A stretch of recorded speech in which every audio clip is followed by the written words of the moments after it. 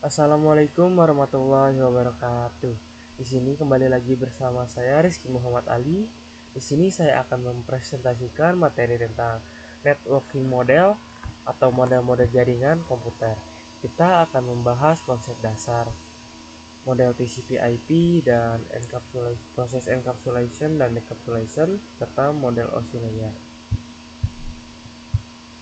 Berikut adalah outline atau garis besar materi yang akan kita bahas. Yang pertama ada konsep, dan kedua ada model TCP/IP, yang ketiga ada encapsulation dan decapsulation, dan terakhir ada OSI layer model. Nah, di sini kita lihat ada konsep. Konsepnya itu adalah jaringan komputer merujuk pada perangkat-perangkat yang saling terhubung untuk bertukar data dan berbagi sumber daya.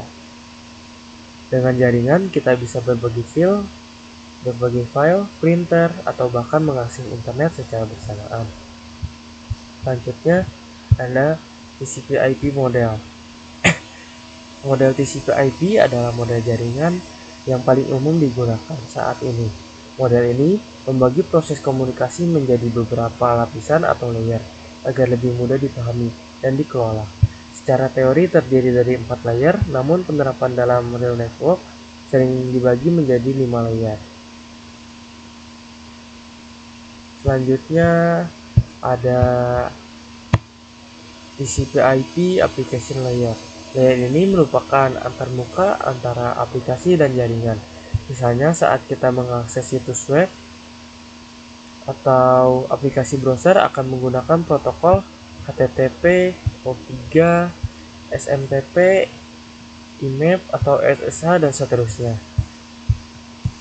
Selanjutnya juga ada TCP/IP model transport layer. Transport layer ini bertugas mengatur pengiriman data antara dua perangkat. Dua protokol utama di sini ada TCP/IP dan ada UDP. TCP lebih andal karena mendukung pengecekan kesalahan, sedangkan UDP lebih cepat dan cocok untuk streaming atau games. Nah, selanjutnya juga ada TCP/IP network layer.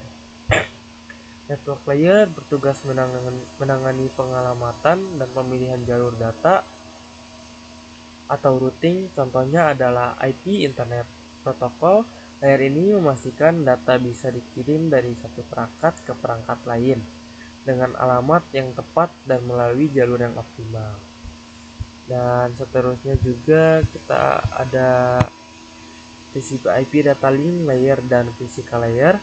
Data link layer mendefinisikan protokol komunikasi antara perangkat secara langsung seperti melalui MAC address, dan sedangkan physical layer berusaha dengan media fisik seperti kabel, konektor, dan sinyal atau cahaya. Sinyal listrik atau cahaya ya, seperti itu. Dan juga ada encapsulation dan decapsulation. Encapsulation adalah proses menambahkan header pada data saat data melewati setiap layer sebelum dikirim. Sebaliknya, decapsulation adalah proses melepas header tersebut saat data diterima. Proses ini membantu data sampai dengan benar. Dan juga selanjutnya ada OSI model dengan ininya konsep ya teman-teman. Konsep OSI model. Model OSI adalah standar yang dikembangkan oleh ISO pada tahun 1984 untuk menyatukan komunikasi antara vendor.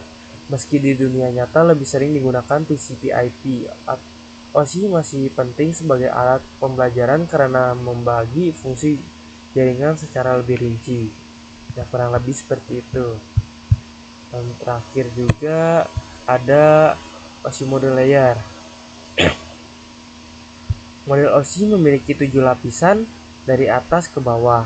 Yang pertama itu ada application layer, kedua ada presentation layer, ketiga ada session layer, keempat ada transport layer, kelima ada network layer, keenam ada data link layer, dan terakhir ada physical layer. Setiap layer memiliki peran spesifik dan bekerja bersamaan secara hierarkis. Sekian saja penjelasan dari saya mengenai model jaringan. Semoga bermanfaat dan juga bisa membantu pemahaman kita dalam dunia jaringan. Terima kasih. Wassalamualaikum warahmatullahi wabarakatuh.